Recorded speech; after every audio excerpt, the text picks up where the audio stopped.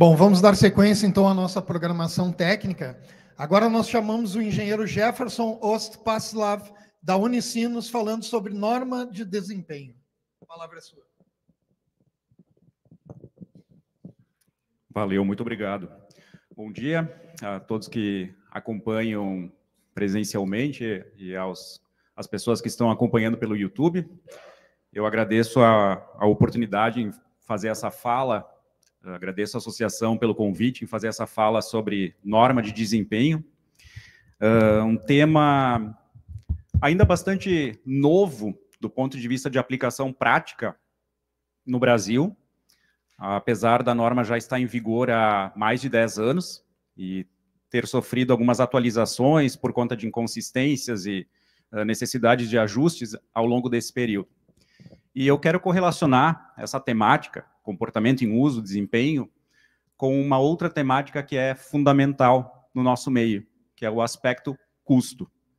Em qualquer esfera, qualquer fatia socioeconômica, o fator custo é o que acaba sendo determinante na tomada de decisão. Ninguém quer botar dinheiro fora, ninguém quer rasgar dinheiro.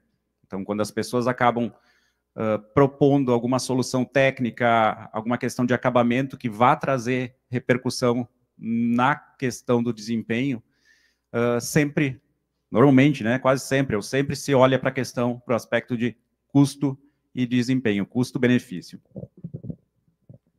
Eu intitulei essa minha fala como avaliação de desempenho em edificações habitacionais no Brasil e as implicações da NBR 15575. A norma de desempenho ela tem 6 partes, e como eu disse, algumas delas atualizadas, a parte 1 atualizada agora recentemente, em projetos, execução, uso, manutenção e custos.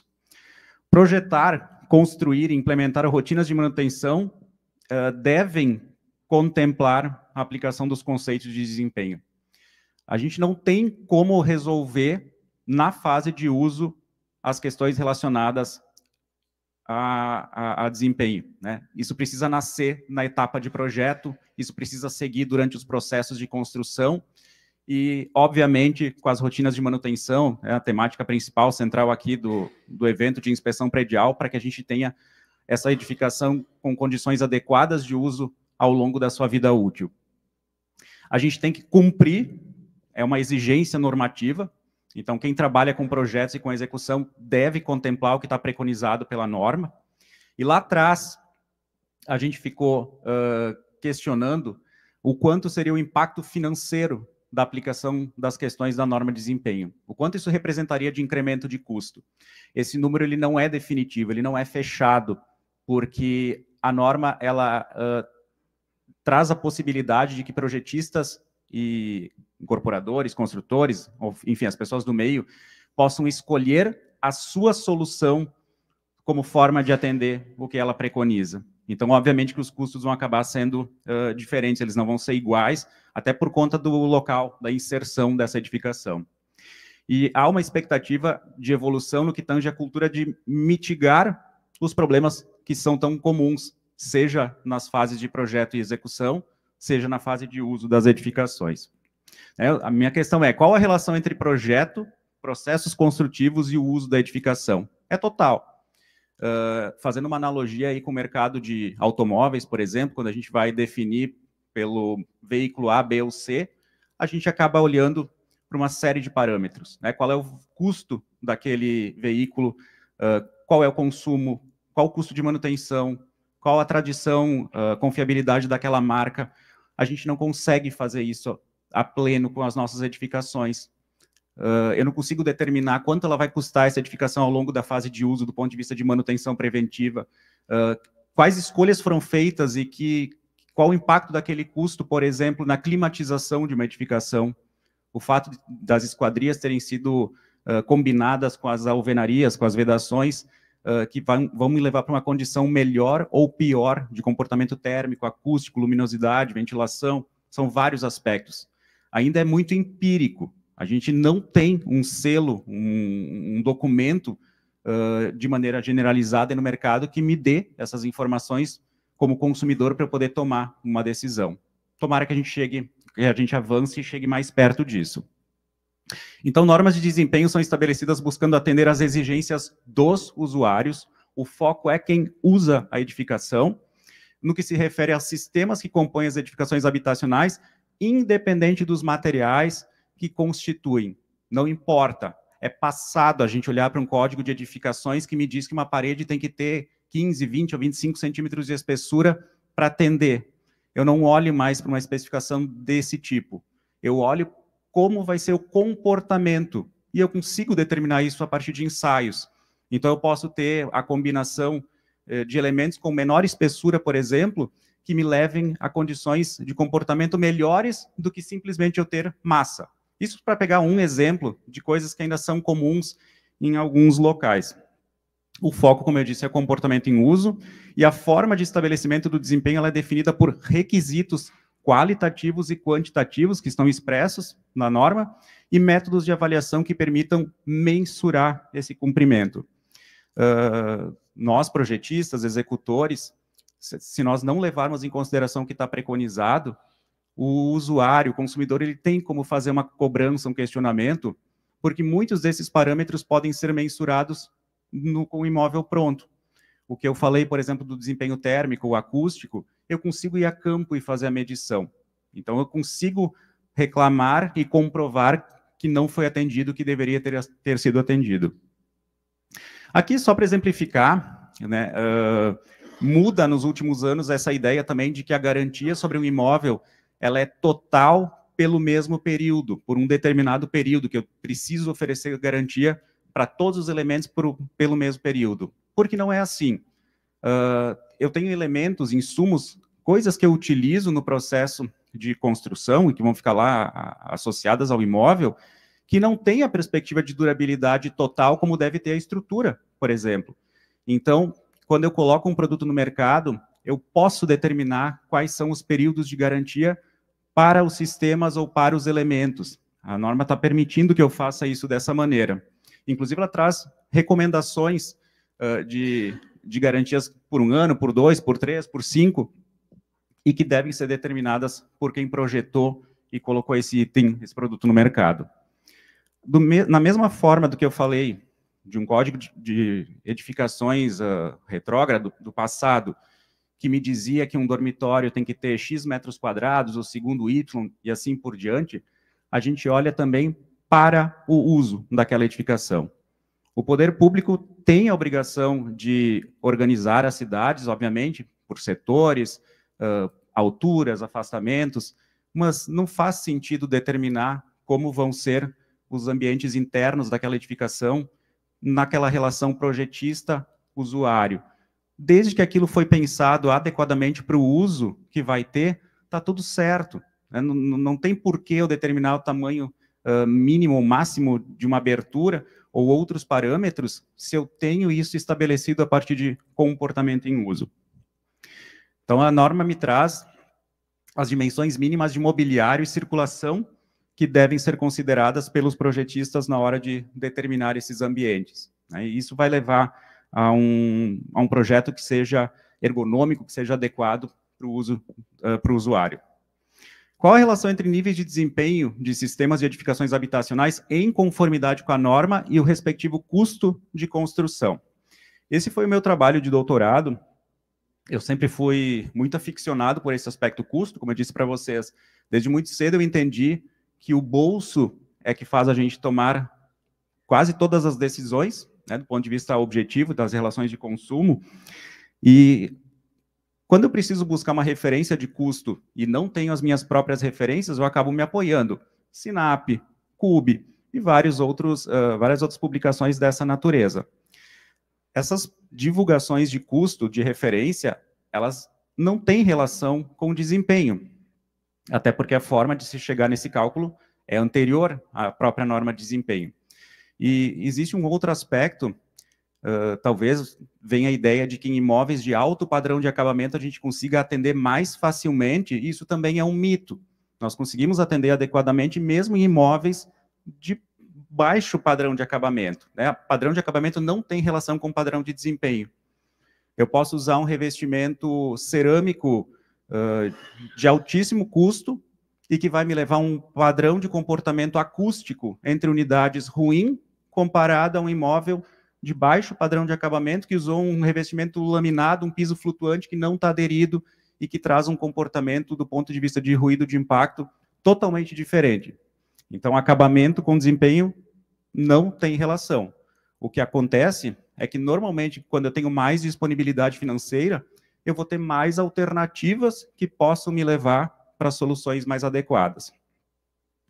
E aí, o que eu fiz? Eu analisei os índices econômicos, então, essa parte eu não trouxe para cá nesse momento, depois eu deixo, inclusive, a apresentação, se vocês tiverem curiosidade em olhar para essa análise, porque o foco acaba sendo o desempenho em si, para o período entre fevereiro de 2007 e março de 2021, que é quando eu finalizei o trabalho. Eu peguei 2 projetos, o R1B do Sinduscom e o R12B43C de referência do Sinap. Vocês vão ver que são edificações com frequência de uso bastante grande. Eu fiz uma simulação, eu precisava ter uma situação fática para desempenho em zona bioclimática 3. No Brasil, são 8 zonas bioclimáticas. Classe de ruído número 2, que é uma classe de ruído intermediária. Uma fachada principal voltada para a face sul. Essa edificação com afastamento na frente, nos fundos e na lateral. E aí eu busquei soluções e comparações, propondo alternativas técnicas que também são comuns e frequentes na nossa região, de modo a atender nos níveis mínimo, intermediário e superior naquilo que era possível. A norma traz essa classificação em 3 níveis para alguns dos seus parâmetros.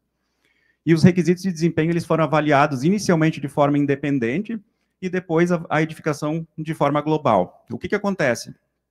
Muitas vezes, quando a gente altera a especificação de alguns parâmetros, isso me traz consequência em outros itens. Então, a gente precisa analisar as soluções que são tomadas de forma global. E eu não contemplei custos indiretos, bonificação e despesas indiretas. Várias entidades nacionais e internacionais já tratam desse assunto há muito tempo. Muita coisa foi inspirada a partir do conhecimento que a Europa já utiliza. E a professora Maria Angélica Covelo Silva, ela diz que foi um importante avanço para o setor na medida que incorporou requisitos e critérios que definam o que é qualidade de empreendimentos habitacionais. Isso possibilitou nivelar o mercado com base no comportamento das edificações em relação a requisitos que são internacionalmente definidos, como aqueles que as edificações precisam apresentar quanto à segurança, habitabilidade e sustentabilidade.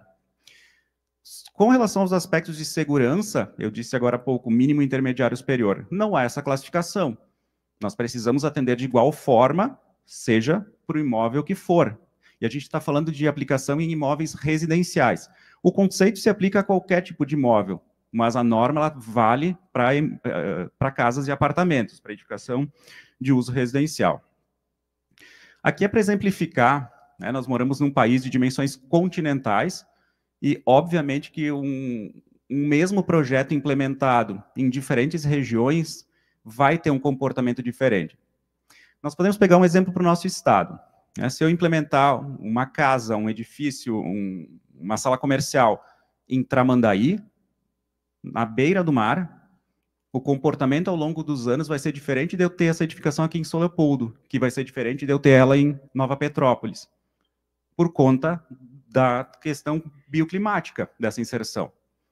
Então, não tem, é errada a ideia de que a gente replique projetos em diferentes locais sem fazer essa personalização em função do ruído, em função da incidência de chuvas, em função das questões associadas a ventos e tudo que tem influência sobre as edificações.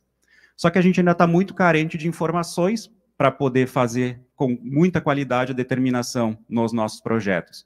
Nós ainda não temos mapas de ruídos das nossas cidades em todas as cidades. Nós muitas vezes não temos essas informações que são fundamentais para a gente, com total precisão, conseguir atender. Aqui eu criei uma matriz, lá na parte de cima são os grupos de requisitos, e aqui do lado esquerdo as partes da norma. São mais de 100 itens que precisam ser analisados em toda e qualquer edificação de uso residencial. E o que eu marquei na cor amarela, essa chura na cor amarela, representa aqueles requisitos que têm a possibilidade de atendimento em nível intermediário e superior. Nos outros, que não estão marcados, é nível mínimo numa condição que foi entendida como adequada para toda e qualquer edificação.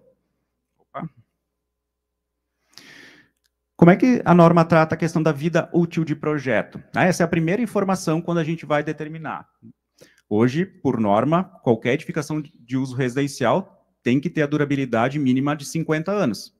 Mas, como eu falei há pouco, eu não posso esperar que tudo naquela edificação dure 50 anos, porque não vai funcionar assim. E aí a norma divide para cada uma das partes, estrutura, pisos internos, vedações verticais externas e internas, cobertura e instalações hidrossanitárias, que é o que está contemplado, tempos de vida diferentes. Vocês podem ver na segunda coluna, 50 anos para a estrutura, mas ao passo que os pisos internos vão ter que ter a durabilidade mínima de 13 anos. Pode ser que seja maior, mas não pode ser menor do que isso. Então, quem projeta tem que escolher uma solução baseada nas informações do fornecedor que vão permitir chegar nesse período. Os projetos, né, o R1B do Sinduscom e o R1-2B43C do SINAP.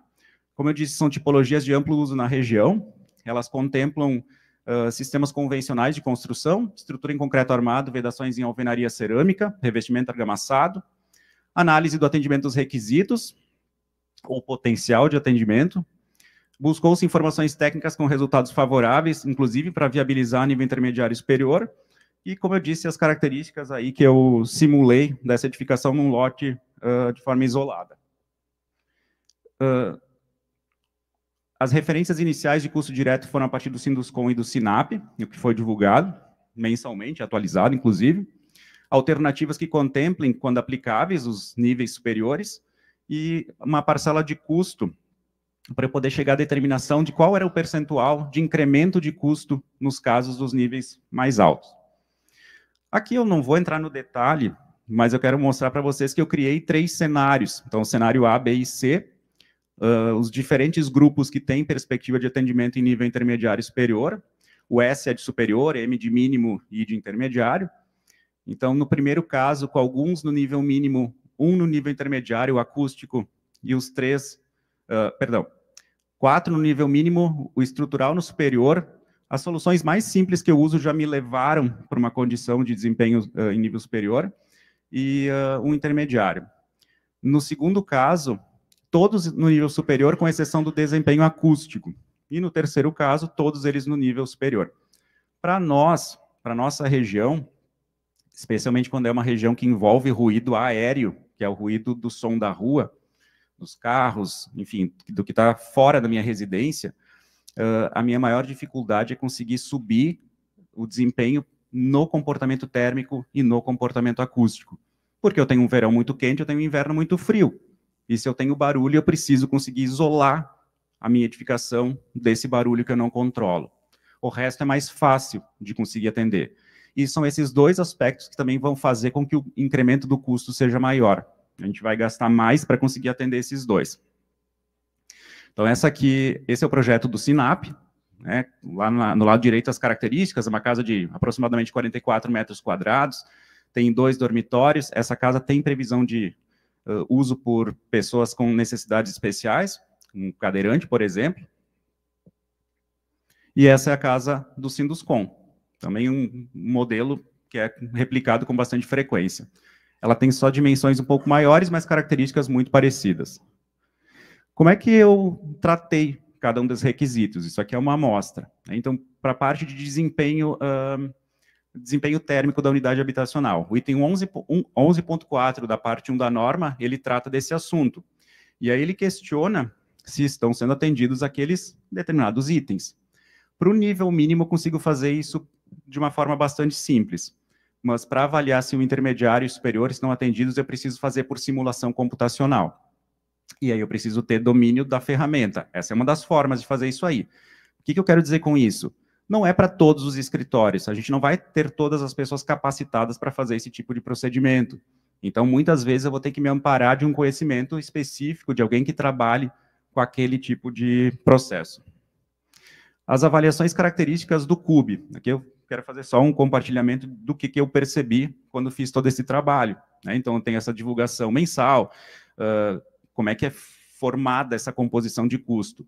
É a partir de uma cesta de insumos. Então, todos os meses, o Sinduscom e o Sinap, Caixa e IBGE fazem o mesmo procedimento. Eles vão para o mercado, eles verificam uma série de insumos, quanto representa o custo, tem uma fórmula, e a partir disso é divulgado se essa variação foi superior, subiu ou desceu, né? O procedimento ele se dá desse jeito.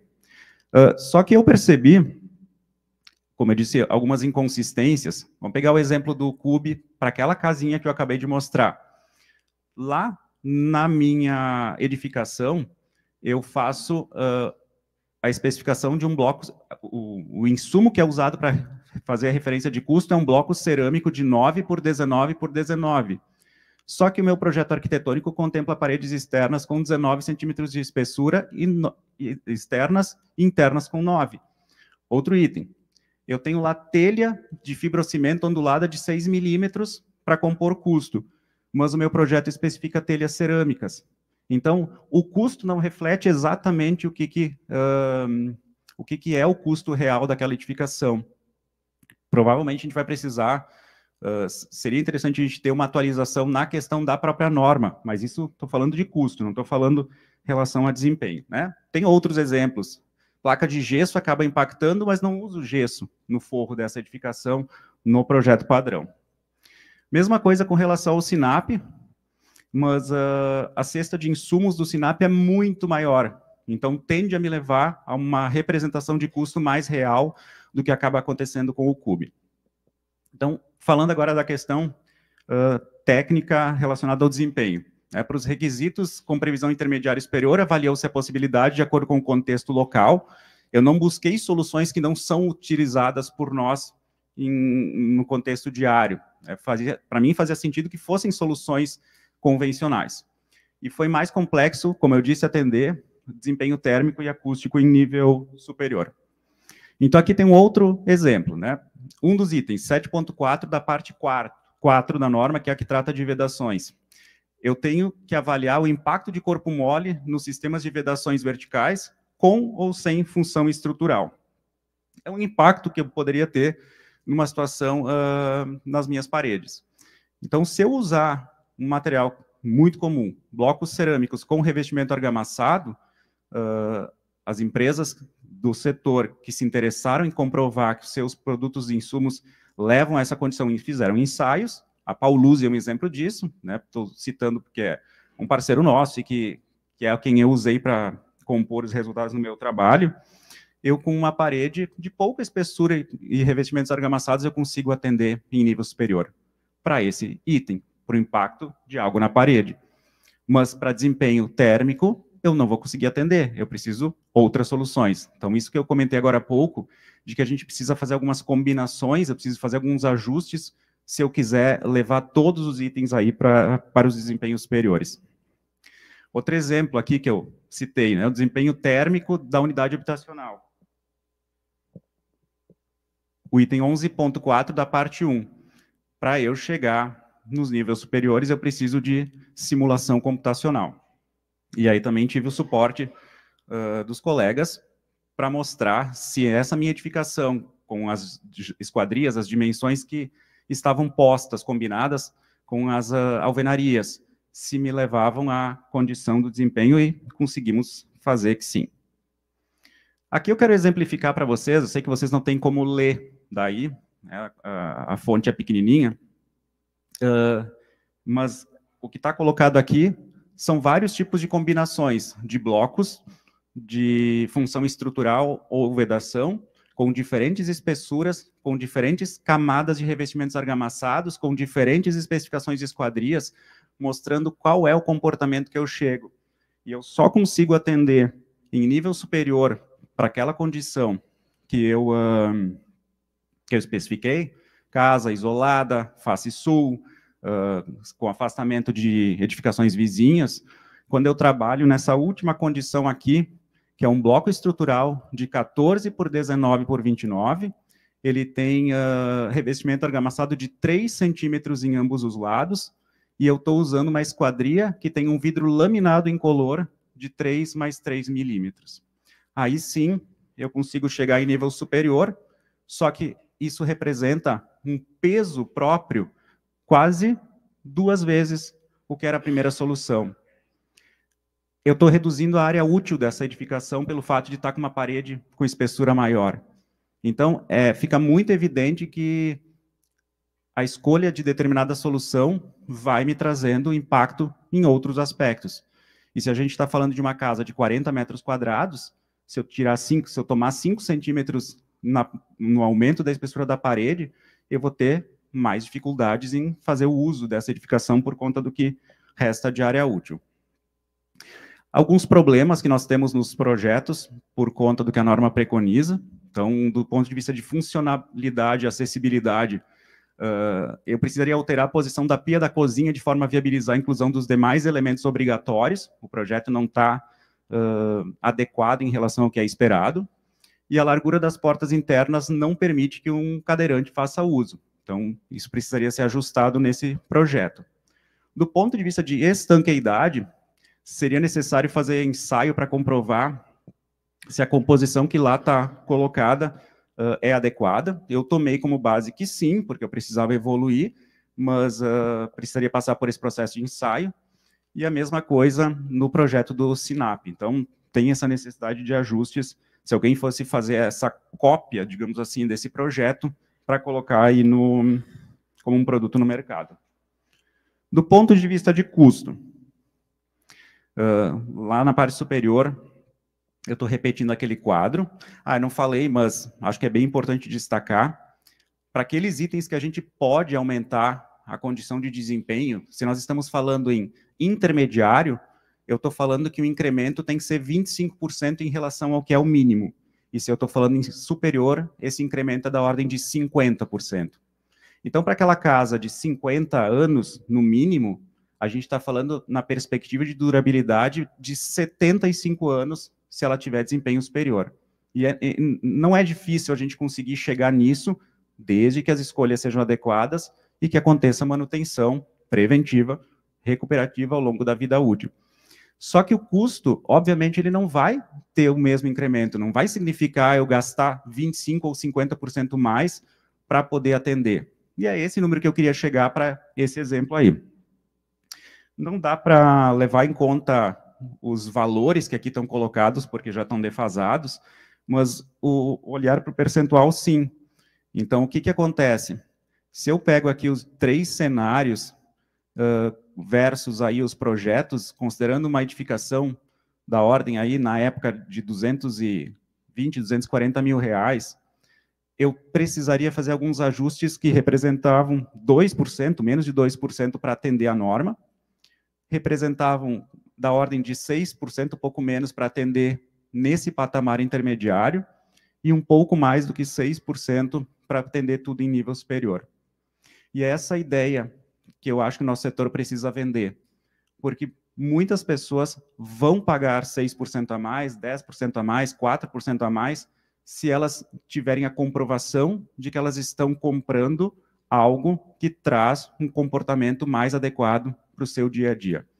Isso é economia na energia elétrica, isso é mais qualidade de vida. Inclusive, a pandemia trouxe alguns aspectos que trouxeram mudanças para o layout, aí, projeto arquitetônico, projetos complementares, porque nós tivemos outras necessidades. A gente quis ter contato com o meio externo, a gente precisou de espaços de trabalho, então muitas coisas foram ajustadas, vão sendo ajustadas em função das necessidades das pessoas. Por fim, o que eu quero compartilhar aqui? Que atender a norma de desempenho é uma tarefa muito complexa, pela quantidade de itens, pela complexidade, pela necessidade de conhecimentos múltiplos, e que nós, no global, não dominamos esses conhecimentos de forma total. Em relação ao CUB, a cesta de insumos, na minha opinião, ela é muito pequena. Eu considero apenas 29 insumos para determinar o custo daquela edificação não representa a realidade. Para uma edificação pequena, a gente usa centenas de insumos, então essa cesta deveria ser maior para tratar isso com mais fidedignidade. Para a formação das referências de custo do SINAP, o processo ele é muito parecido, só que ele leva em conta uma cesta bem mais ampla de insumos. É o IBGE que faz a coleta das informações e a Caixa que faz o tratamento dos dados. Os projetos CUB e SINAP, eles são anteriores à norma de desempenho, antes de 2013, não tiveram atualização. Acho que essa correlação deveria acontecer também, porque é uma exigência, está sendo cobrado. Em relação à viabilidade de atendimento dos requisitos da norma de desempenho, tem potencial, só que é preciso fazer alguns ajustes pontuais, como eu comentei, as questões aí associadas a layout e algumas determinações, alguns ensaios. Considerando as características dos projetos e especificações, parte tem potencial de atendimento em nível superior, sem fazer qualquer alteração, do jeito que a gente já está culturalmente habituado a processar as nossas edificações, a projetar e construir, muitos aspectos já são levados aí para patamares mais altos. Para atender desempenho térmico e desempenho acústico nos níveis mais altos, aí sim, eu preciso fazer escolhas mais cuidadosas. É quase como se nós tivéssemos que ter duas edificações, uma para o inverno e outra para o verão. Para o inverno, é ter edificações com esquadrias bem menores, para eu não perder o calor que está dentro da minha casa para o meio externo. E no verão, eu ter uma casa com esquadrias bem mais amplas, para eu poder ter condições de ventilação. E aí eu falava da questão dos imóveis de alto padrão de acabamento. O que a gente enxerga? Normalmente vãos muito grandes, esquadrias com dimensões bastante amplas. E isso faz com que eu tenha que investir mais no custo do tratamento térmico para manter aquela edificação com boas condições de uso do ponto de vista de desempenho. Para atender os requisitos do grupo de durabilidade e manutenibilidade, essa é uma palavra que apareceu muito forte também, porque eu preciso oferecer condições de manutenção. Se eu projeto uma edificação vertical, de grande altura, como eu vou fazer? A gente falou sobre inspeções agora há pouco, o Lucas aí. O drone é uma alternativa, mas se eu não fizer o uso com o drone, como é que eu vou ancorar um balancinho? Como é que eu vou resolver isso? Não posso pensar só no momento da construção, mas preciso pensar ao longo desses 75, 100, 150 anos, como é que essa manutenção vai se dar. Então, isso é uma obrigação também de quem faz projeto, pensar em soluções para poder viabilizar o processo de manutenção. Então, a gente promoveu alterações nas características do concreto, no meu caso aqui, um concreto de mais alta resistência, um cobrimento maior, que é como eu faço chegar, como eu viabilizo para chegar nessa durabilidade, nessa perspectiva de durabilidade maior. E houve alguns aspectos conflitantes na norma de desempenho que demandaram revisões e alterações. Isso veio acontecendo aí ao longo dos anos. E para o mercado é excelente. Lá no início, lá atrás, antes dela entrar em vigor, houve uma primeira versão que valeria apenas para edificações de até 4 pavimentos. Ela chegou a ser publicada, mas não entrou em vigor. Isso seria péssimo, porque não fazia sentido somente esse perfil de edificações passar por essas exigências. Houve um lobby muito forte, inclusive de parte do mercado, não querendo essa implementação, porque a gente nem sabia exatamente o que precisaria ser alterado. Então, ela foi ajustada, e hoje ela vale, ou sempre valeu, para toda e qualquer edificação residencial. E o mercado foi se ajustando. Lá no início, nós não tínhamos tantos dados como nós temos hoje para poder fazer o uso na hora que a gente vai determinar um projeto, que a gente vai fazer as especificações, para a gente poder montar o manual de uso e operação, que é fundamental, para a gente poder preparar o nosso usuário.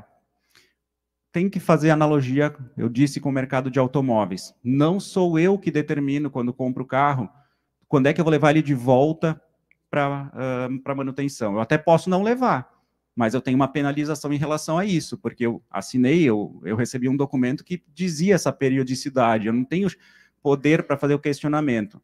E assim tem que funcionar com as nossas edificações. Então, eu vou orientar o usuário para fazer a manutenção preventiva, ele vai ter que cumprir isso para poder cobrar se algo não estiver funcionando adequadamente.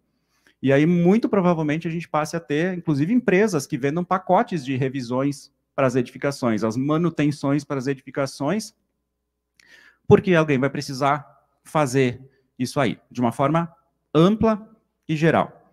Então, é um assunto muito interessante, faz parte do nosso dia a dia e, enfim, é importante, precisa ser aplicado, e quem ganha somos todos. Quem projeta, quem executa, porque a gente está colocando um produto com informações que a gente conhece, e quem compra, porque vai ter uma edificação que também se sabe qual é a expectativa do comportamento, de como é que vai funcionar ao longo do tempo. Era isso que eu gostaria de compartilhar com vocês. Fico à disposição aí para algum questionamento, algum comentário.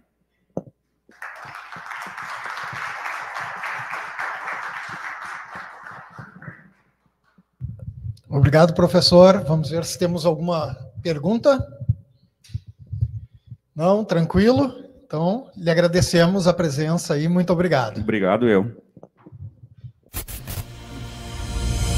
O Brasil terá déficit de 530 mil profissionais de tecnologia até 2025, mostra estudo do Google. Déficit de engenheiros no Brasil chega a mais de 75 mil profissionais. Um levantamento do Google for Startups sobre a escassez no mercado de TI aponta que a ausência de tecnologia, entre outros fatores, tem impactado o setor. Você está pronto para ser o agente transformador do nosso país?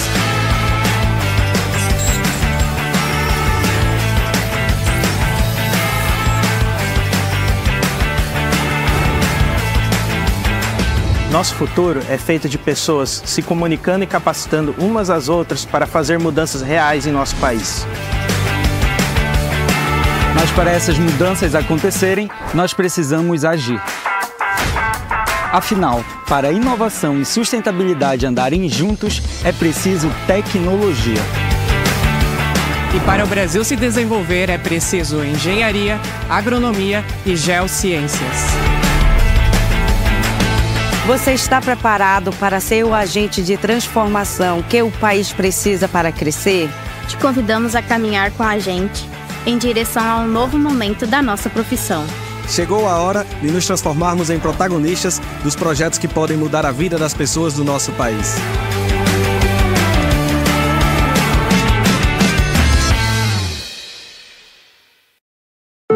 O Conselho Regional de Engenharia e Agronomia do Rio Grande do Sul faz muito, porque faz junto. Uma gestão colaborativa e transparente que coloca as pessoas em primeiro lugar. Serviços mais ágeis e inteligentes, trazendo inovação profissional, com direito à carteira digital e menos tempo na compensação das ARTs. Mais segurança, mais confiança e mais tranquilidade. Os profissionais do CREA-RS estão no campo, na cidade, em todos os lugares e momentos. Com fiscalização preventiva, orientativa e educativa, sempre em defesa da sociedade e do exercício legal das profissões. Com uma visão empática, de equidade, de diversidade e de sustentabilidade, o CREA-RS está trabalhando para o planeta, para as pessoas e para a sociedade. E seja por onde for, está construindo o futuro e um mundo melhor. Conselho Regional de Engenharia e Agronomia do Rio Grande do Sul. A gente faz muito, porque faz junto. Você já ouviu falar sobre a Mútua? Para entender sobre ela, é importante conhecer um pouco do sistema Confea, CREA e Mútua. Então, vem com a gente! O Confea, o Conselho Federal de Engenharia e Agronomia, é a instância superior da fiscalização do exercício das profissões inseridas no sistema Confea, CREA e Mútua. Os CREAs, Conselhos Regionais de Engenharia e Agronomia, são responsáveis por essa fiscalização. Juntos, atuam para o aperfeiçoamento das atividades das profissões da área tecnológica, garantindo a prática legal das atividades, valorizando o profissional e protegendo a sociedade. Com isso, chegamos à Mútua. Ela é a Caixa de Assistência dos Profissionais do CREA, criada em 1977 pela Lei 6.496, a mesma que instituiu a Anotação de Responsabilidade Técnica, a RT. A Mútua tem a missão de dar o suporte essencial aos profissionais para alavancar a carreira, aquele apoio necessário em momentos difíceis e para realizar sonhos. É um grande diferencial na vida dos profissionais da engenharia, da agronomia e das geociências, poder ter acesso às inúmeras oportunidades que a Mútua oferece exclusivamente. E a Caixa de Assistência está aí para os profissionais do CREA de todo o país. Com a Mútua, investir no futuro e construir uma vida plena é muito mais tranquilo. Benefícios sociais, previdência complementar exclusiva, além de planos de saúde e convênios com grandes marcas. Invista na sua profissão, nos seus sonhos e molde o seu futuro. A vida é mais completa com a Mútua, a Caixa de Assistência e Acolhimento dos profissionais do CREA.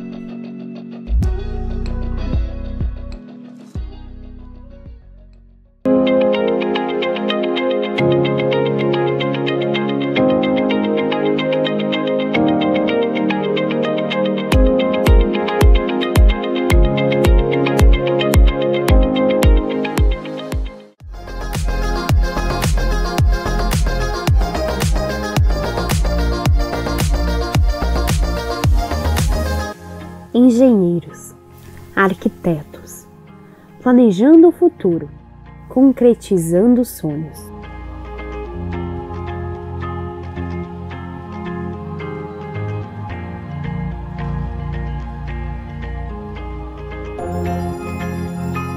A Associação de Engenheiros e Arquitetos do Vale dos Sinos une profissionais competentes com um ideal em comum: inovação.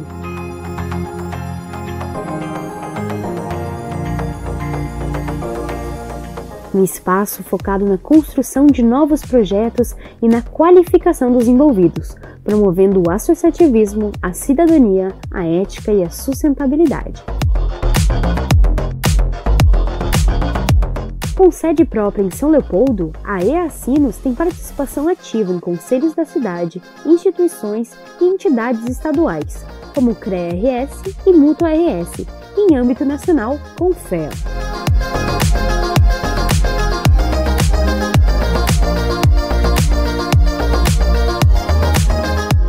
Cursos, viagens, palestras, eventos, confraternizações. Tudo em prol de construirmos juntos o nosso futuro.